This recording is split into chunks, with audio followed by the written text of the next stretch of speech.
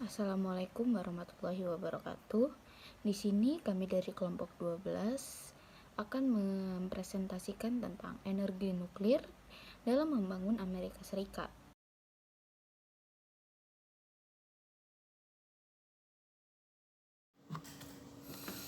Oke, sekarang kita masuk ke proses kerja pusat listrik tenaga nuklir. Yang pertama adalah bahan bakar nuklir merupakan reaksi fisik sehingga dilepaskan energi dalam bentuk panas yang sangat besar.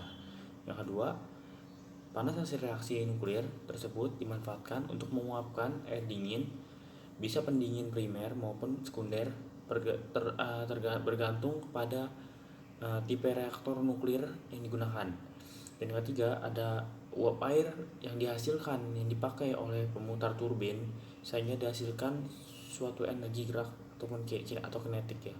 Dan yang keempat, energi kinetik dari turbin itu selanjutnya dipakai untuk memutar generator sehingga dihasilkan arus listrik. Ini adalah proses kerja listrik dari tenaga energi nuklir.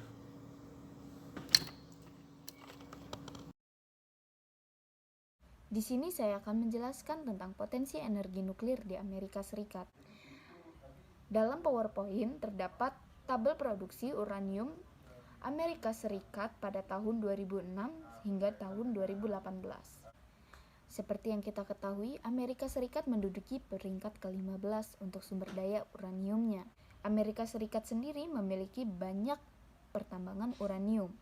Pada tahun 1980, ada terdapat 250 tambang uranium dan menghasilkan sekitar 16.800 ton uranium.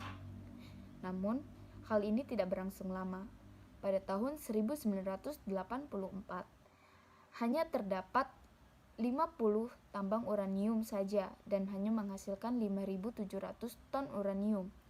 Hal ini menurun terus-menerus hingga tahun 2005, di mana hanya 2 tambang uranium yang beroperasi dan hanya menghasilkan sekitar 1.000 ton uranium atau sekitar 5% dari uranium yang dikonsumsi oleh pembangkit tenaga nuklir.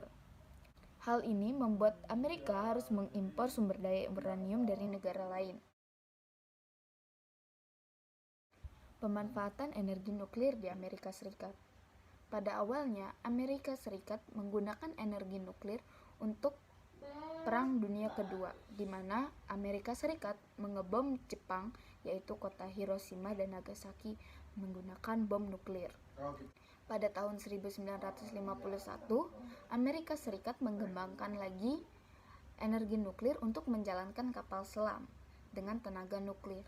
Kelebihan dari kapal selam berenergi nuklir, kapal selam menggunakan reaktor air yang bertekanan sebagai sumber tenaga untuk menggerakkan turbin dan memasok kebutuhan energi di dalam kapal selam.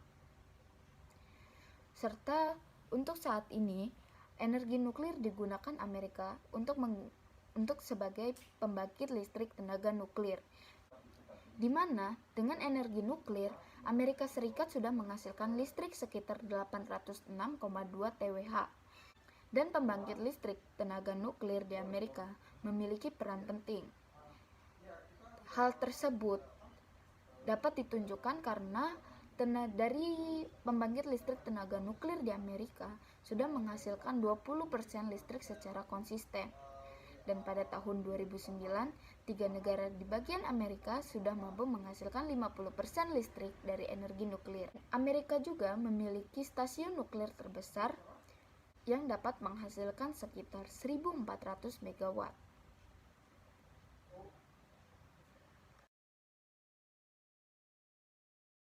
Ekspor dan impor energi nuklir di Amerika Serikat. Amerika Serikat lebih banyak mengimpor energi uranium ke negara lain. Hal ini disebabkan karena menurunnya jumlah produksi uranium di negara Amerika Serikat. Dan Amerika Serikat mengimpor uranium dari beberapa negara seperti Kanada, Kazakhstan, Australia, dan Rusia.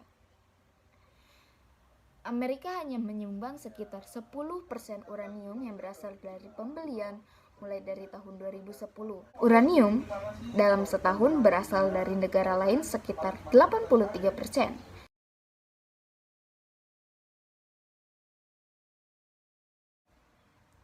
Perbandingan energi nuklir dengan energi terbarukan di Amerika Serikat. Untuk perbandingannya kami menggunakan energi terbarukan tenaga air dengan energi terbarukan tenaga angin, karena kedua energi terbarukan ini sedang berkembang di Amerika Serikat. Untuk tenaga air sendiri sudah menghasilkan 250 juta megawatt hingga 320 juta megawatt. Listrik yang mencapai 300 juta megawatt. Hal ini akan terus meningkat karena kredit pajak produksi yang menambahkan kapasitas tenaga angin yang diperpanjang. Untuk kapasitas angin ditambah mencapai 10 gigawatt. Pada tahun 2019, Amerika Serikat memiliki kapasitas angin sekitar 103 gigawatt atau sekitar 77%. Kapasitas listrik tenaga air Amerika Serikat hanya terdapat 80 gigawatt yang beroperasi selama beberapa dekade. Penambahan kapasitas ini hanya sekitar 2 gigawatt yang ditambahkan sampai dekade terakhir. Dan penambahan ini digunakan untuk melibatkan konversi bendungan yang sebelumnya tidak bertenaga.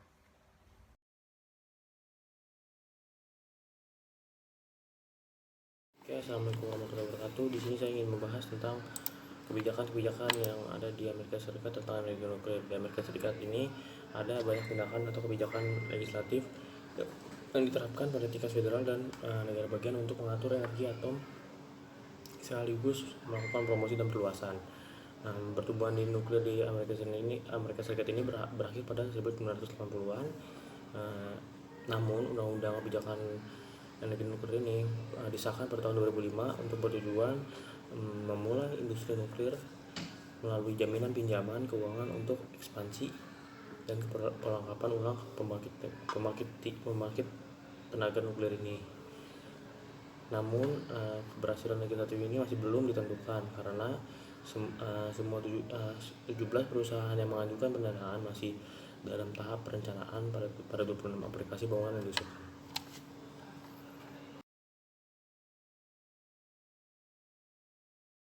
Oke, selanjutnya saya ingin membahas tentang kelebihan dan kekurangan dari energi nuklir ini sendiri di Amerika Serikat. Yaitu yang pertama adalah energi nuklir ini adalah energi yang bersih.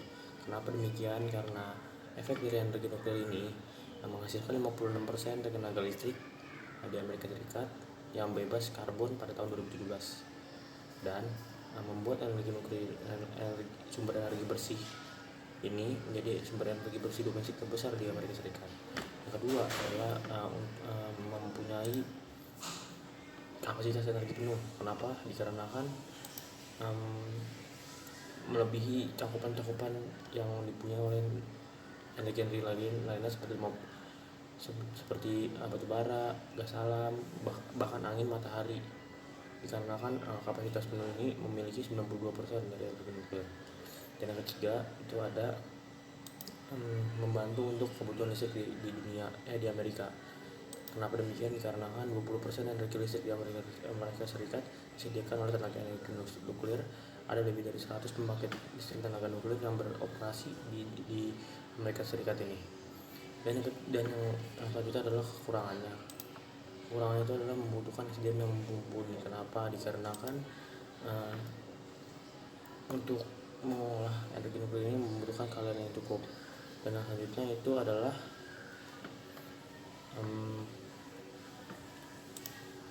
biaya yang digunakan, yaitu menghasilkan biaya yang mahal. Kenapa demikian? Karena untuk menciptakan energi ini membutuhkan lebih dari 10 dolar miliar juta untuk membangun reaktor pembangkit energi ini. Dan yang selanjutnya adalah waktu yang lama untuk reaktor baru itu membutuhkan berpuluh-puluh tahun namanya.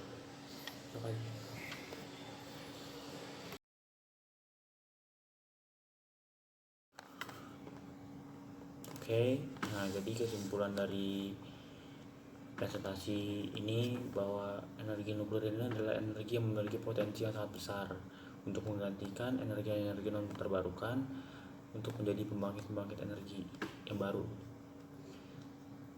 Karena bisa dilihat dari tadi keunggulan yang ada bahwa energi ini memiliki cakupan yang sangat amat besar, itu sekitar 92%, bahkan 20% pembangkitan listrik di Amerika Serikat itu dihasilkan oleh energi nuklir ini. Jadi menurut saya bahwa jika energi ini bisa dikembangkan walaupun membutuhkan modal yang sangat besar, namun nanti hasil yang nanti diciptakan itu besar juga gitu. Jadi sangat amat menguntungkan untuk mengembangkan energi ini. Mungkin sekian dari kelompok kami, kurang lebihnya mohon maaf. Assalamualaikum warahmatullahi wabarakatuh.